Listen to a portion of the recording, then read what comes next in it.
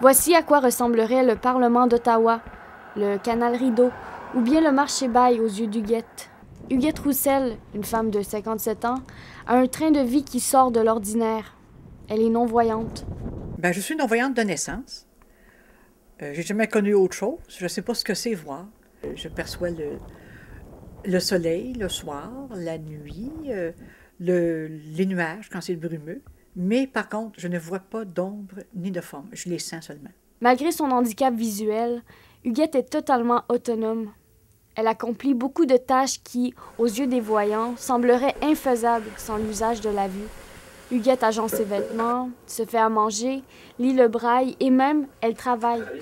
Elle occupe un poste chez Audiotech, un fabricant de logiciels pour non-voyants. Ce qui a permis à Huguette une telle indépendance, c'est sa volonté à ne jamais baisser les bras et de savoir aussi utiliser les nouvelles technologies pour les non-voyants.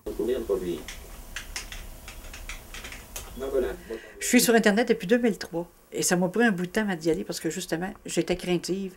Oh, c'est pas accessible, je pourrais pas comprendre, puis je mets un petit manque de confiance face à moi-même. Mais depuis ce temps, j'y vais régulièrement tous les jours. Ce qui sert à nous diriger, c'est et la synthèse vocale et le braille. Le braille danse là-dessus, là, on peut lire ici, c'est très, très, très instructif. Appuyer sur un curseur éclair. Donc, ça, c'est écrit ça, mais sur l'écran, je ne sais pas ce qu'il y a. Je mange et je dors avec la pierre depuis si longtemps. Ce petit machin s'appelle un Victor Street. Ce petit bijou pèse une livre et quart et on le transporte partout. Quand je pars en autobus, je lis. En salle d'attente, je lis. En transport en commun, je lis. J'adore ça. Ça me suit partout. Je ne peux pas m'en passer. Le mouvement, ça, je suis capable de l'imaginer. Mais les traits des personnes, ça, j'entends les descriptions, puis ça me touche pas vraiment. Pourquoi? Mystère, je ne sais pas. Comme il n'est pas évident de se déplacer lorsque l'on est non-voyant, plusieurs outils ont été mis sur le marché pour leur venir en aide.